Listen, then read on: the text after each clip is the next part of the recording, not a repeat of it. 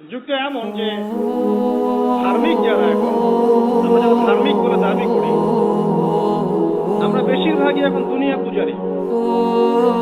দাড়ি টুপি পাগড়ি জুব্বা যাই হোক লেবাস পোশাক, আমাদের মধ্যে বেশিরভাগ ম্যাক্সিমাম মাশাআল্লাহ দুনিয়া পূজারী। দুনিয়ার ভালো মন্দ আগে বুঝবো, তারপর দিনকে আমরা দুনিয়ার উপরে অগ্রাধিকার দিতে শিখছি না। আগে দুনিয়া পরে দিন। এমন একটা যুগ যেখানে ধার্মিকদের ঐক্যবদ্ধ থাকার কথা, স্পেশালি মুসলিমদের, কিন্তু আমরা মুসলিমদের মধ্যে কোনো ঐক্য দেখতে পারি না। যতই ঐক্যের বলে আওড়াই না কেন, বাস্তবতা হচ্ছে এই যে আসলে এখানে ঐক্যের কোনো নামগন্ধ নেই। ঐক্যের কোনো নামগন্ধ নেই, কিন্তু আমরা চাই যে সবাই ঐক্যবদ্ধ হই। ঠিক আছে, অদ্ভুত যুগ। আমাদের যেমন সাহসী হওয়া উচিত ছিল, আমরা আসলে পারছি না। আমাদের যেমন ঈমান, শৌর্য, বীর্য এবং দূরদর্শিতা রাখা উচিত ছিল, আমরা আসলে পারছি না। ধর্মের মধ্যে আপনি দেখেন ম্যাক্সিমাম ধার্মিক দুনিয়াদার হয়ে গেল। দুনিয়ার স্বার্থ আগে, তারপর দিন। যে যার স্বার্থে দিনের কাজ করছে, আবার ঐক্যের স্লোগানও তুলছে। সবাই সবার মতোই দিনের কাজ করছে, আলাদা আলাদা হবে, আবার সবাই ঐক্যের কথাও বলছে। একজনকে বলেন যে ঠিক আছে আপনারা সবাই মিলে একজন আলেমকে সিলেক্ট করেন যিনি মুসলিমদেরকে লিড দিবেন, দেখেন একজনকে সিলেক্ট করতে পারে কিনা। একদিন বলেছিলাম সবাইকে নিয়ে বসে এক কাপ চা খাওয়ান, দেখেন পারেন কিনা। মুখে কিন্তু সবাই স্লোগান তুলছি যে আল কোরআনের আলো, ঘরে ঘরে জানো, দুনিয়ার মুসলিম এক হও, এক হও, কতই না স্লোগান। প্র্যাকটিক্যাল কোনো ইনিশিয়েটিভ নাই আসলে। কিন্তু আপনি অন দ্য আদার হ্যান্ড দেখেন ইসলামের এগেনস্টে যারা থাকে, আসলে কুফার যারা, মুনাফিক যারা, এরা দেখবেন ইউনাইটেড। এদের মধ্যে 100টার মধ্যে 90টা বিষয়ে যদি দ্বিমত থাকে, তারপরেও তারা একটা জায়গায় ইউনাইটেড যে ইসলাম এবং মুসলিমকে ডমিনেট করবে। আমাদের মধ্যে যদি 100টার মধ্যে 99টা বিষয়ে একমত থাকি আমরা, আর একটা বিষয়ে আমরা যদি দ্বিমত থাকি, আমাদের সেপারেশনের জন্য দেখা না। এই যুগে আছি আপনি আমি। খেয়াল করে দেখেন আমরা আইওয়াশ শোডাউনে বেশি বিশ্বাসী। এখন মুসলিমরা আমরা আইওয়াশ করতে বেশি পছন্দ করছি, শোডাউন করতে বেশি পছন্দ করছি। কনস্ট্রাকটিভ কোনো কাজ নাই। আজকে আপনি একটা পোস্ট দিচ্ছেন, কালকে একটা লেকচার দিচ্ছেন, আজকে একটা বই লিখছেন, ঠিক আছে, কালকে হয়তো আপনি অন্য কিছু করছেন, কিন্তু কাজগুলো সব বিক্ষিপ্ত, কনস্ট্রাকটিভ না, যার কোনো লক্ষ্য আছে না, সুনির্দিষ্ট লক্ষ্য আছে। সুনির্দিষ্ট লক্ষ্যকে সামনে রেখে মুসলিমদেরকে কাজ করতে হবে। কিন্তু এই দায়িত্ব কে পালন করবে? তরুণ সমাজ এখন মুখিয়ে থাকে এসবের জন্য, তাদেরকে কে নেতৃত্ব দিবে? তাদেরকে বিষয়গুলো বুঝাবে কে? সিচুয়েশন ব্যাখ্যা করবে কে? আর যদি আপনি 2-4 লাইন বেশি কথা বলা শুরু করেন, তাহলে আপনার গলা বন্ধ করে দেওয়া হবে। আস্তে আস্তে এগুলো সব মেনে নিচ্ছে, এভাবেই চলছে বিগত 100 বছরে। লাস্ট 100 বছরে, এক বছরে কয়দিন? 365 দিন। বিগত 100 বছরে এক একটা করে দিন, এক একটা করে রাত গিয়েছে, উম্মাহ আজকে এই জায়গায় এসেছে।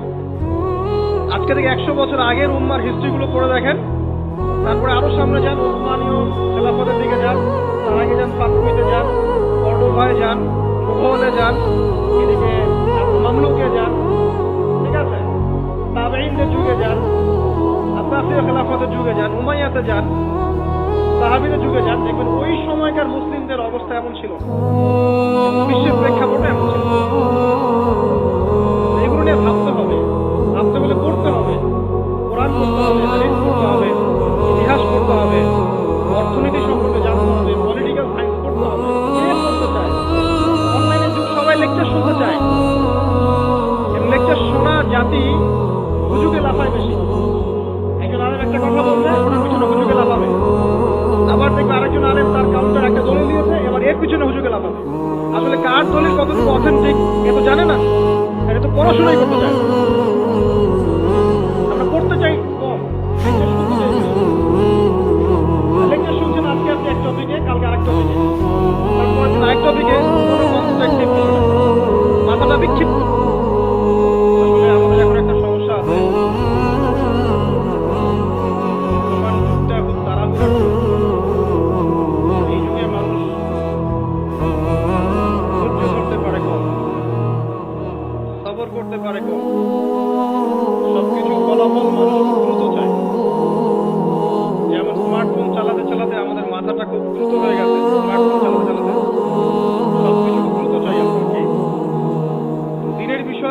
ব্যস্ততা এখন কমছে না।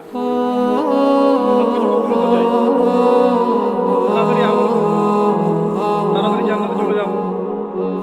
দিনের জন্য সফর করা, প্রচেষ্টা চালানো, ধৈর্য ধরা, হ্যাঁ, আঘাত নির্যাতন সহ্য করা, সফর করা, আবার পড়ে গেলে উঠে দাঁড়ানো, এত সময় কোথায়? আর এখনকার যুগটা অদ্ভুত একটা যুগ। যখন এই যুগে আমরা বেঁচে থাকছি, আমরা বিস্ময়ে হতবাক। মানে আসলে আবু বকর, ওমর, ওসমান, আলী রাদিয়াল্লাহু আনহুম, আল্লাহ পাক তাদেরকে জান্নাতুল ফিরদাউস দান করুন। তারা যদি এই যুগে আসতেন, একদিন থাকলে আল্লাহকে রিকোয়েস্ট করতেন, আল্লাহ আমাদেরকে আবার আগের যুগে নিয়ে এখানে থাকতে পারতেন। অদ্ভুত যুগ।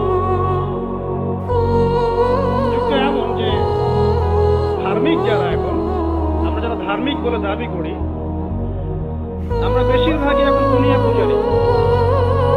দাড়ি, টুপি, পাগড়ি, জুব্বা, যাই হোক লেবাস পোশাক, আমাদের মধ্যে বেশিরভাগ, ম্যাক্সিমাম ইল্লা মাশাআল্লাহ দুনিয়া পূজারি।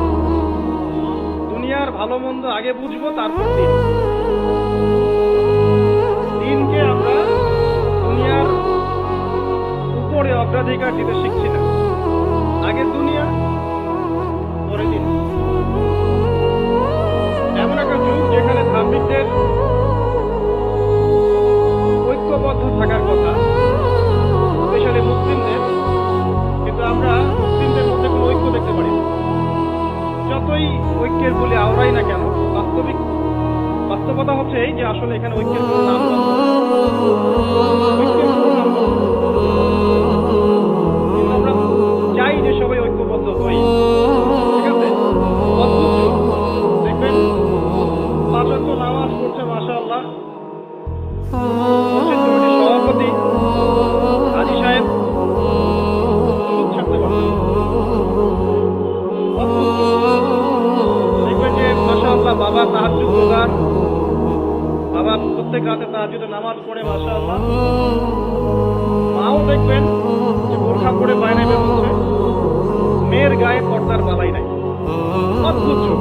মানে মা আর মেয়ে বাইরে বের হয়েছে, মা মাশাআল্লাহ খাস পর্দা, যদিও তার দিকে তাকায় না, আর মেয়ের গায়ে পর্দার কোনো বালাই।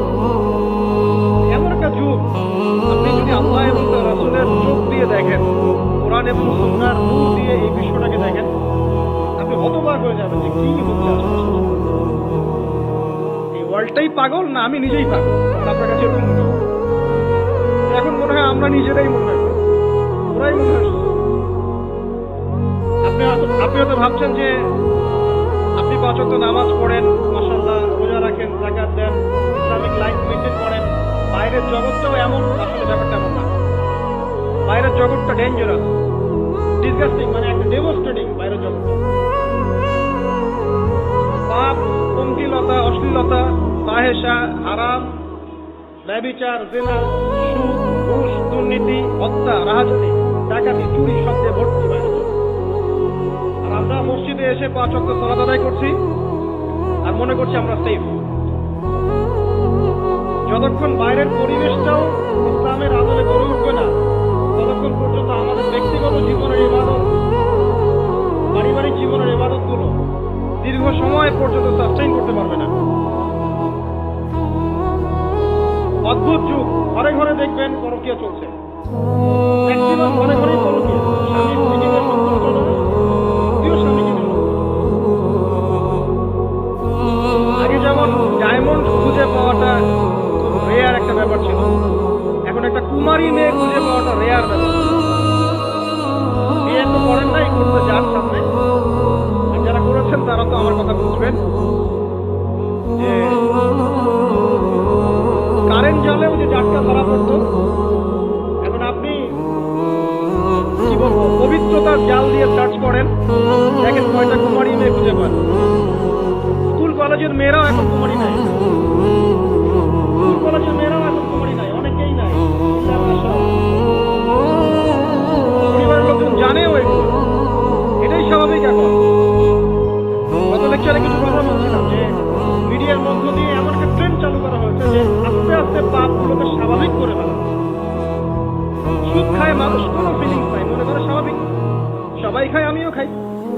খেলে চলে নাকি? ঘুষ নেয় মানুষ, বলে স্বাভাবিক, ঘুষ ছাড়া কি চাকরি হয়? নর্মাল। দুর্নীতি মানুষ করে, স্বাভাবিক, নর্মাল। ও তো করে, আমি করি তো কি হয়েছে, আমার বড়জনও তো করে। সেই বড়জন বলছে আমি করি তো কি হয়েছে, তার বড়জনও তো করে। এই করতে করতে টপ টু বটম সব দুর্নীতি করে। স্বাভাবিক, নর্মাল, আমরা মেনে নিয়েছি। এভাবেই চলছে। যুবকরা স্মোক করে, মাদক সেবন করে, নর্মাল, সব যুবকই তো করে। কলেজ ইউনিভার্সিটিতে আমি করে কি না, সবাই তো যাচ্ছে পতিতালয়, আমি কিন্তু কি, সবাই অ্যাফেয়ার করছে আরাম, তা আমার একটা গার্লফ্রেন্ড থাকলে কি সমস্যা? এভরিবডি আরামগুলোকে আমরা মেনে নিয়ে মিডিয়ার মধ্যে দিয়ে ট্রেনটা চালু করা হয়েছে, যেগুলো নর্মাল। অথচ নবী সাল্লাল্লাহু আলাইহি ওয়াসাল্লাম ফয়জুল কালাম বইয়ের মধ্যে হাদিসে আছে যে যখন তোমার পাপ তোমাকে বাধা দিবে না, তোমার ভিতর থেকে একটা বাধা আসবে না, পাপ বুঝবারই ইমান নাই। যখন ভিতর থেকে পাপ করলে একটা বাধা আসে, বুঝবা তুমি ইমানদার। মানে পাপ করলে যদি বাধা আসে ভিতর থেকে যে আমি একটা খারাপ কাজ করছি, আল্লাহর কাছে আমাকে তওবা করতে হবে, ইস্তেগফার করতে হবে, তখন বুঝবেন যে আপনার ভিতরে ঈমান আছে। এই জন্য আল্লাহ পাক আপনার মনের মধ্যে এই চিন্তা নিয়ে আসছেন। আলহামদুলিল্লাহ। যখন পাপ করতে করতে দেখবেন আপনার মনে কোনো ফিলিংসই নাই, বুঝবেন যে আসলে আপনার ভিতরে ঈমান আর কিছু বাকি নাই, যেটা আছে খালি ফসকার মতো, একটা নুকতার মতো। নবীজি বলেছেন সাল্লাল্লাহু আলাইহি ওয়াসাল্লাম, মানুষের অন্তর থেকে আমানত উঠে যাবে, একটা ফসকার মতো পড়ে থাকবে, নুকতার মতো পড়ে থাকবে। জনগণ বলবে যে অমুক লোক খুব বড় আমানতদার, অথচ কলমের মধ্যে আমানতের যারা পরিমাণ থাকে না। কোরআন এবং সুন্নাহর চোখ দিয়ে আপনি একটু চারপাশটাকে দেখেন, একটু অনেস্ট হই, নিজের সাথে একটু অনেস্ট হই। আমার মধ্যেও যদি ভুল থাকে, আমিও নিজেরটাকে একটু দেখি।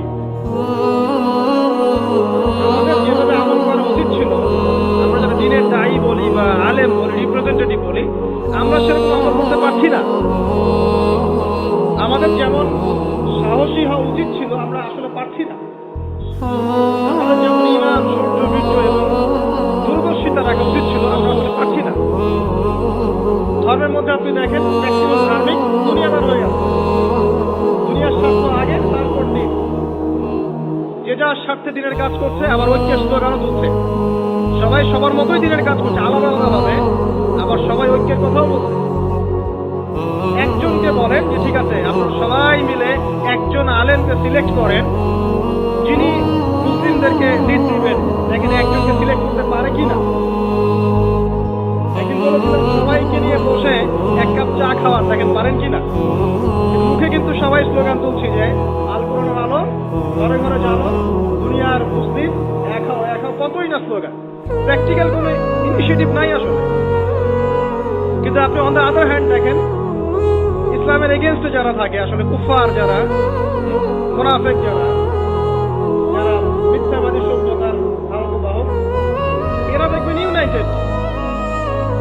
এদের মধ্যে 100টার মধ্যে 90টা বিষয়ে যদি দ্বিমত থাকে, তারপরেও তারা একটা জায়গায় ইউনাইটেড যে ইসলাম এবং মুসলিমকে ডমিনেট করতে হবে।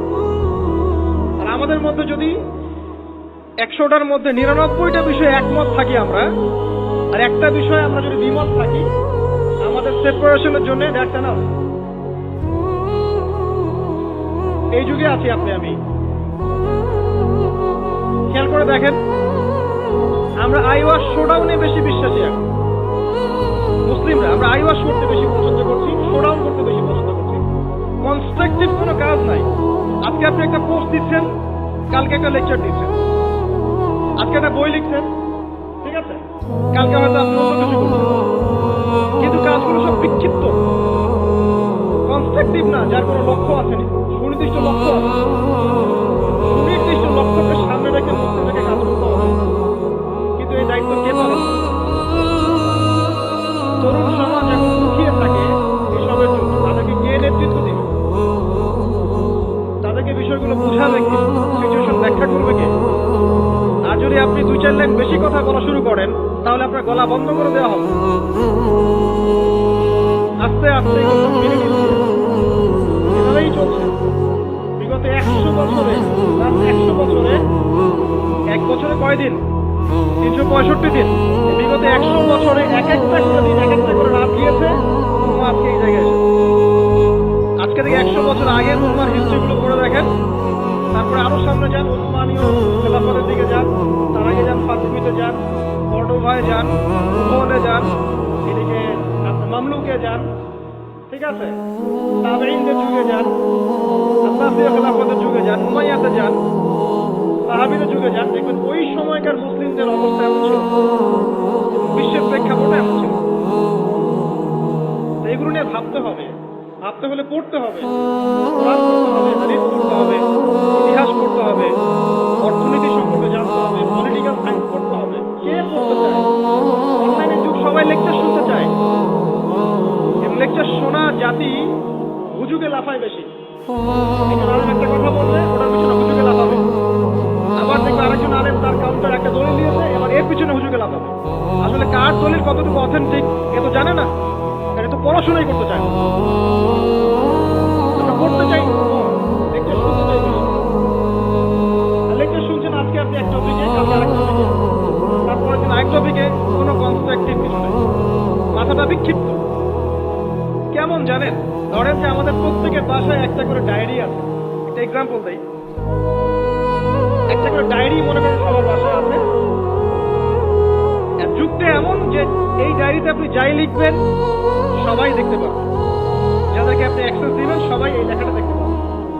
এখন আপনি মনে করেন বাসায় শুয়ে আছেন এসি রুমের নিচে, আপনি দেখছেন যে বিশ্বের কোনো জায়গায় মুসলিমকে নির্যাতন করা হচ্ছে, কোনো জায়গায় একটা মেয়েকে রেপ করা হলো, কোনো জায়গায় কি বলবো শিশুদেরকে বোম মেরে হত্যা করা হচ্ছে, কোনো জায়গায় জুলুম হচ্ছে ইত্যাদি। আপনি এগুলো শুয়ে শুয়ে দেখছেন, আপনার ডায়েরিতে আপনি এগুলো দেখছেন। এবার আপনি বিছানায় শুয়ে শুয়ে এগুলো চিন্তা করতে করতে করতে করতে আপনি ফেড আপ, আসলে কিছু তো করতে হবে, এগুলো তো মেনে নেওয়া যায় না, কিছু একটা তো করতে হবে। কি করবো? লেপটা সুন্দর করে গা থেকে সরিয়ে, যোদ্ধার মতো একদম গা থেকে একদম কম্বলটা সরিয়ে উঠে ডায়েরিটা হাতে নিলেন, নিয়ে লিখলেন যে উম্মার আজকে এই অবস্থা, এই করতে হবে, সেই করতে হবে, এটা করতে হবে, ডায়েরি বন্ধ করে রেখে দিলেন, আবার গেলেন। দিস ইজ ফেসবুক, এটাই ফেসবুক। কনস্ট্রাকটিভ কোনো কাজ নাই। আপনি আপনার মতো লিখলেন, শুয়ে পড়লেন, আরেকজনের মতো লিখলো, সে শুয়ে পড়লো, আরেকজন লিখলো, সে শুয়ে পড়লো। এরা ইউনাইটেড না, এদেরকে লিড দেওয়ার মতো কেউ নাই। আমরা যে ঐক্যের কথা বলছি, এরা ইন্টারনালি ডিভাইডেড। এভাবে কি একটা জাতি সফল হবে কিনা, এটা আমার প্রশ্ন। আমাদের আগে সামাজিক যোগাযোগ মাধ্যম ব্যবহার করার মানে যে কি বলবো নিয়ম শৃঙ্খলা শেখা উচিত। সামাজিক যোগাযোগ মাধ্যম কিভাবে ব্যবহার করতে হয়, ইফেক্টিভ ইউজিং শেখা দরকার অনলাইন সেকশনে। আমরা মোটেও সামাজিক যোগাযোগ মাধ্যম ইফেক্টিভ ইউজ করতে জানি না। এই মাধ্যমটাকে আমরা বানিয়েছি সমালোচনার মাধ্যম, কাউকে ধুয়ে দেওয়ার মাধ্যম, মাঝে মাঝে একটু আইন একজন ওমরা করতে গিয়েছে, ছবি সেলফি এই সেই। ভাই কি দরকার আছে আপনার ওমরা করতে গিয়েছেন এত মানুষকে জানানো কি দরকার? একজন লেকচার দিতে এসেছেন, গাড়ি থেকে নামলাম, সবাই ভিডিও সেলফি স্লোগান। আমি কাকে দেখাচ্ছি আসলে? আর এগুলো যাদেরকে দেখাচ্ছি, এটা দেখে আমার লাভটা কি আসলে? আল্লাহ পাক কি আমার দেখার মুখাপেক্ষী নাকি? আমার মনে যদি ইখলাস নিয়াত থাকে, নিয়াত বিশুদ্ধ থাকে, আমি তো গোপনে আসলেও নাকি আল্লাহ পাক দিবেন। আর আল্লাহ পাক যদি দেখাতে চান আমাকে, তাহলে আল্লাহ পাক আমাকে তুলে নিয়ে আসে সবার সামনে দাঁড় করায় দিবেন। যদি আমি পাহাড়েও লুকাতে চাই, আর আল্লাহ যদি চান যে আল্লাহ পাক আমাকে দেখাবেন সবার সামনে, আল্লাহ পাক ওখান থেকে তুলে আপনাকে দেখাবেন। আর যারা সবাইকে দেখাতে পছন্দ করে, আল্লাহ পাক ওদেরকে আস্তে আস্তে এখান থেকে মিটিয়ে দেন। দেখেন অনলাইন সেকশনে আমরা ইউজিং ঠিক মতো জানি না, এখানে সমালোচনার মাধ্যম বানিয়েছি, আইওয়াস শোডাউনের মাধ্যম বানিয়েছি, কনস্ট্রাকটিভ কোনো কিছু আবেগ ছাড়ার একটা মাধ্যম। সামাজিক যোগাযোগ মাধ্যম ইউজিংটা শিখতে হবে আগে, ইফেক্টিভ ইউজিং কিভাবে। যারা এগুলো লঞ্চ করেছে এরাও তো এগুলো ইউজ করে, নাকি আমাদের মতো করে ইউজ করে ভেবে দেখেন। বরং আমরা কি ইউজ করছি তারা মনিটর করে, তারা কন্ট্রোল করে। আপনি একটা ভিডিও দেখেন ফেসবুকে, মনে করেন আপনি জমি কিনবেন, কথার কথা ফ্ল্যাট কিনবেন, একটা ফ্ল্যাট কেনার ভিডিও দেখতে থাকেন, আপনি দেখবেন যে পরের দিন যখন আপনি ঢুকবেন ফেসবুকে আপনাকে ওই ভিডিওগুলো দেখাবেন। তারা আপনার মাইন্ডটাকে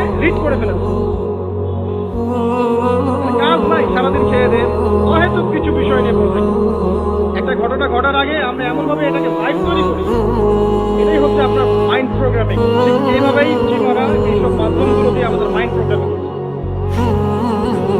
দেখেন, আমাদের ইফেক্টিভ মিউজিক শেখা দরকার, আইওয়াজ শোনানোর দরকার নেই। এই যুগে আপনি ওই ডায়েরিতে লিখে কাজ হবে না। এই যুগে কনস্ট্রাকটিভ কাজ করতে হবে, যেমনটা কাজ করছে ইসলামের বিরোধী শক্তিরা। ওরা মিডিয়াকে কাজে লাগায় ঠিকই, ওদের স্বার্থে কাজে লাগায়। ওরা মিডিয়া ওদের মতো করে কন্ট্রোল করে, ওদের মতো করে নিউজ করে। যখন ওরা সারা বিশ্বে ছড়িয়ে দিল যে মুসলিমরা সন্ত্রাসী এবং মুসলিমরা জঙ্গি, সবাই দাড়ি টুপি দেখলে টাকা চোখে তাকানো শুরু করে, এ মনে হয় জঙ্গি, এ মনে হয় জঙ্গি, ওই বোরখার নিচে মনে হয় বোমা আছে ইত্যাদি। এই ভাইবটা কে তৈরি করলো? ওই তৈরি করলো। কোনোদিন কি কোন মুসলিমকে আল্লাহ পাক অনুমতি দিয়েছেন যে সে একটা নিরপরাধ মানুষকে অনুমতিকে আল্লাহ পাক দিয়েছেন? অথচ ওরা এমনভাবে ফুটিয়ে তুলছে যে মুসলিমরা মনে হয় নিরপরাধ মানুষকে হত্যা করে, এরা মনে হয় সন্ত্রাসী, বোমাবাজি করে ইত্যাদি। তো মিডিয়া ভাই, ওরা ওদের স্বার্থে মিডিয়া ইউজ করে। এই যুগে আপনি আমি থাকি, তাহলে কতটা স্মার্ট হয়ে দিনের কাজ করা উচিত সেটা বোঝা উচিত আমাদের।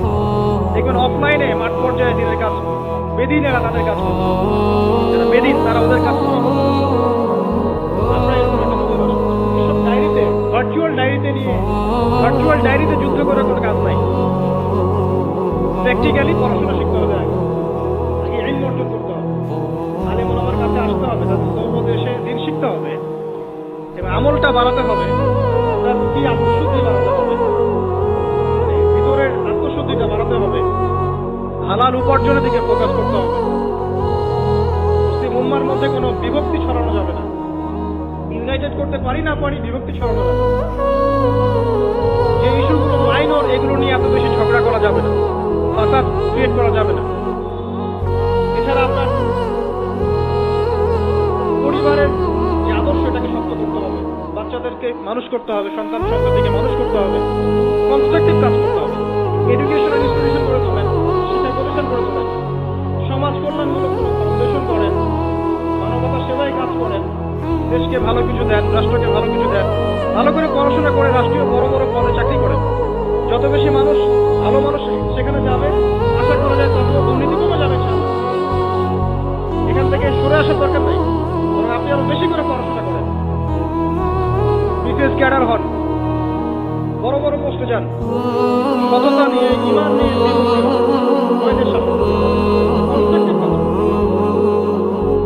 আমি বুঝাতে চাচ্ছি যে আমরা এমন একটা যুগে আছি যে আমরা কাজের চেয়ে আইওয়াজ শোডাউন এবং অপরিপক্কতায় বেশি পরিপক্কতা আগে যুগটাকে রিড করতে হবে। রিড করার বিষয়ে আপনাকে বলছিলাম যে এমন একটা যুগে আপনি আছেন ধর্মের মধ্যে এবং এটা আমরা মেনেও নিচ্ছি স্বাভাবিকভাবে। ব্যক্তি জীবনে আসেন, কিন্তু ব্যক্তি জীবনের মধ্যে দিনদারিতা কমে যাচ্ছে। যুবকরা মাশাআল্লাহ আল্লাহ থেকে আসছে, কিন্তু অনেকের মধ্যে কমেও যাচ্ছে। ব্যক্তিগত জীবনে গিয়ে দেখেন দিনের জ্ঞান অর্জন করতে একটা পরোয়া করছে না, আমলটাকে গুরুত্ব দিচ্ছে ঠিকই, জ্ঞান অর্জন কিন্তু একটা পরোয়া করছে না। হালাল হারাম মেনে চলার ব্যাপারটা পরোয়া করছে না, ঠিক আছে? তারপরে গিয়ে দেখবেন ফ্যামিলিতে গিয়ে দেখবেন ফ্যামিলির মধ্যে বন্ডিং গুলো কমে যাচ্ছে। ফ্যামিলির মধ্যে যে বন্ড গুলো আগে ছিল শক্ত, এগুলো আস্তে আস্তে কমে যাচ্ছে। ভাই ভাই দ্বন্দ্ব, বাবায় সন্তানের দ্বন্দ্ব, ভাই সন্তানের দ্বন্দ্ব, মনে মনে দ্বন্দ্ব, স্বামী স্ত্রীতে বিচ্ছেদ, সন্তানটা মানুষ হচ্ছে বাবা মা ছাড়াই। সামাজিক গঠন একক যেটাকে আমরা বলি পরিবার, এর বন্ডিংস গুলো ভেঙে যাচ্ছে এবং এটাকে আমরা নর্মাল মনে করছি এখন। সোশ্যালি দেখেন, প্রতিবেশীর খোঁজ খবর নেওয়ার প্রয়োজন মানুষ মনে করছে না এখন। সমাজের মানুষের পাশে দাঁড়ানোর কথা বলেন, একে অপরের সহযোগিতার কথা বলেন, একটু সহ্য করা বা ছাড় দেওয়ার মানসিকতার কথা বলেন, কেউ ছাড় দিতে চায় না। ছাড় দেওয়ার কোনো মানসিকতা নেই। কে কাকে ডিঙিয়ে সামনে যাবে, কে কার ক্ষতি করে উপরে উঠবে, এগুলো আমাদের ট্রেন্ড হয়ে গেছে। ইকোনমিক লাইফে গিয়ে দেখেন হালাল হারামের কেউ পরোয়া করছে না।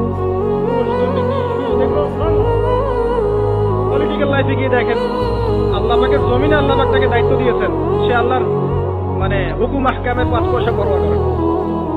আল্লাহ পাকের জমিনে আল্লাহ পাক তাকে দায়িত্ব দিয়েছেন, কিন্তু সে দেখবেন আল্লাহ পাকই তাকে দায়িত্ব। বৈশ্বিক প্রেক্ষাপটে গিয়ে দেখেন খালি অস্ত্র যদি অস্ত্র বিক্রির বাণিজ্য, কোন দেশে যুদ্ধ লাগিয়ে দেওয়া যাবে, কোন দেশগুলোকে ডমিনেট করা যাবে, কোথায় বসে সুদের ঋণে জালে ফেলা যাবে। আপনি আগে চারপাশ চিনতে শেখেন, পরিবার দেখেন, আপনার ব্যক্তি জীবনটা দেখেন, ধর্ম দেখেন, অর্থনীতি রাজনীতি দেখেন, কোন চোখ দিয়ে দেখবেন, কোরআন এবং হাদিসের চোখ দিয়ে দেখেন। তারপরে দেখবেন আসলে কোনো কিছুই ঠিক চলছে না, তাহলে আপনার কাছে মনে হবে সব ঠিক চলছে। কোরআন সুন্নাহর চোখ দিয়ে দেখেন আসলে কোনো কিছুই পারফেক্ট চলছে না। এখন ক্ষুদ্র পরিসরে আপনার আমার কি করতে হবে? প্রথম কথা হচ্ছে আমাদেরকে আগে তওবা করতে হবে আল্লাহকে। আমরা প্রত্যেকে যখন আল্লাহর কাছে খালেসভাবে তওবা করবো, আল্লাহ যে উদ্দেশ্যে পৃথিবীতে পাঠিয়েছিলেন সেই উদ্দেশ্যে জানি না, আল্লাহ আপনি আমাদেরকে মাফ করে দেন এবং এই সমকালীন ফিতনাময় পরিবেশ থেকে আমাদেরকে বাঁচান। আগে তওবা করবো। আমরা এখন তো পাপে ডুবে গেছে, এখন আমাদের দোয়া কিন্তু মনে হয় না কোনো। হ্যাঁ, আমরা কি কম দোয়া করি? আমরা কিন্তু প্রচুর দোয়া করি। মাহফিল শেষে করি, নামাজের পরে করি, দোকান উদ্বোধন করতে গেলে করি, কোনো সময় মাশাআল্লাহ দেখা যায় স্ট্যাচু উদ্বোধন করতে গিয়েও দোয়া করি। আমরা দোয়া করতেই থাকি, কিন্তু দোয়া কতটুকু কবুল হয় আল্লাহ জানে। কবুল না হয় একটা পাপে লিপ্ত থাকবো, দোয়া কিন্তু খুব একটা কবুল হয় না। ইল্লা মাশাআল্লাহ, আল্লাহ পাক চাইলে করতে পারে, কিন্তু পাপে নিমজ্জিত থাকা অবস্থায় আল্লাহ পাক রাগান্বিত থাকে।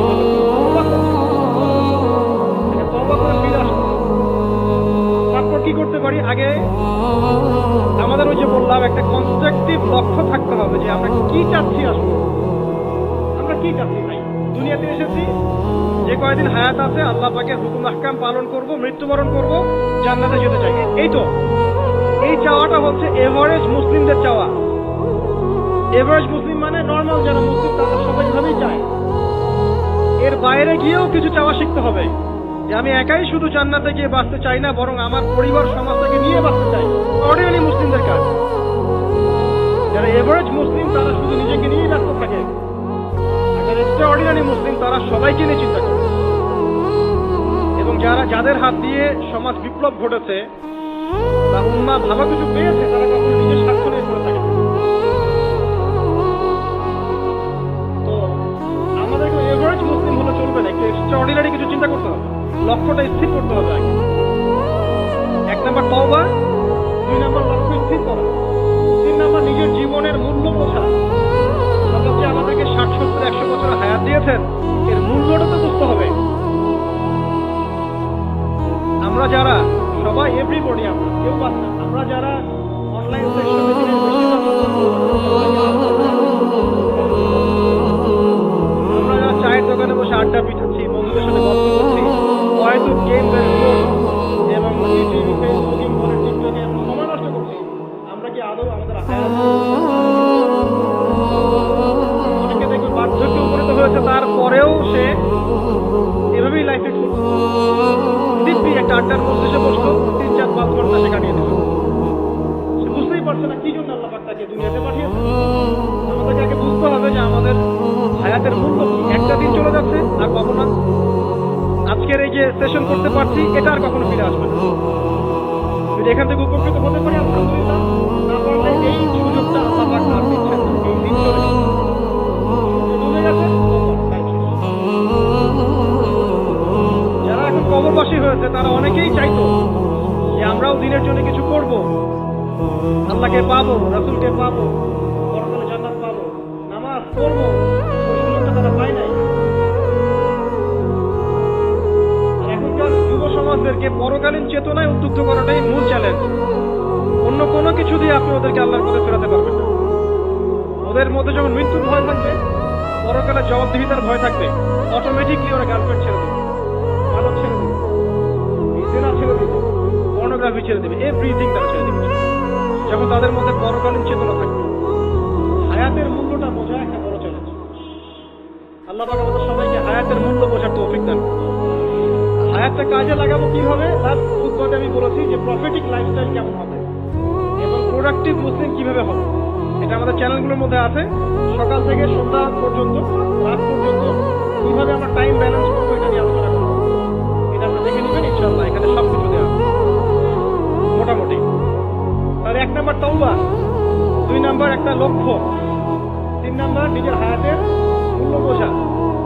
নাম্বার আমল।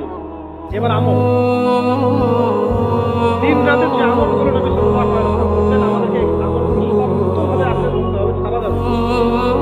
কারণ যতই আমি বড় বড় কথা বলি না কেন, নিজে যদি আমল করে সেটাকে প্রতিষ্ঠিত করতে না পারি, আসলে এই কথাগুলো তাৎপর্য হবে না। যত বড় বড়ই কথা বলি আমরা, অন্যের দিকে যতই আগ্রহ তুলি, বিশ্ব নিয়ে কথা বলি, অর্থনীতি নিয়ে কথা বলি, রাজনীতি নিয়ে কথা বলি, ঠিক আছে, পরিবার নিয়ে কথা বলি, সমকালীন ফিতনা নিয়ে কথা বলি, আমল যতক্ষণ পর্যন্ত নবী সাল্লাল্লাহু আলাইহি ওয়াসাল্লাম না হচ্ছে, ততক্ষণ পর্যন্ত কথা শুধু তাত্ত্বিক থেকে যাবে, বাস্তবতার কোনো প্রয়োগিক ফলাফল পাওয়া যাবে। সবাইকে নবী সাল্লাল্লাহু আলাইহি ওয়াসাল্লাম 24 ঘন্টা কাটানো তৌফিক দান করুন। একদম রাত থেকে শুরু করে আবার রাত পর্যন্ত যেভাবে নবী সাল্লাল্লাহু আলাইহি ওয়াসাল্লাম ঘুমাতেন, উঠতেন, ইস্তেনজা করতেন, নামাজ পড়তেন, জামাতে 5 ওয়াক্ত নামাজ পড়তেন, দিনের জ্ঞান অর্জন করতেন, কোরআন মানুষের শেখাতেন, ব্যবসা বাণিজ্য করতেন, প্রতিটা কাজ যেন নবীর মতো করে হয়, এই চ্যালেঞ্জটা নিতে হবে। আগে 40 দিনের টার্গেট নেই একটা, যে আগামী 40 দিন আমরা নবী সাল্লাল্লাহু আলাইহি ওয়াসাল্লামের মতো লাইফ লিড করব। যদি পারি ইনশাআল্লাহ আমাদের দ্বারা কিছু হবে, যদি না পারি বুঝতে হবে আমরা শুধু কথাই বলা করছি, আমাদের কাজের কোনো প্রভাব নেই। আমরা বিশ্বাস করি যে আমাদের তরুণ প্রজন্ম শুধু কথাই পারদর্শী না, তারা কাজ করেও দেখাতে পারবে ইনশাআল্লাহ। হয়তো বার্ধক্যে যারা আছে তারা হয়তো পারবে না, তারা হয়তো চাচ্ছে কিন্তু পারছে না।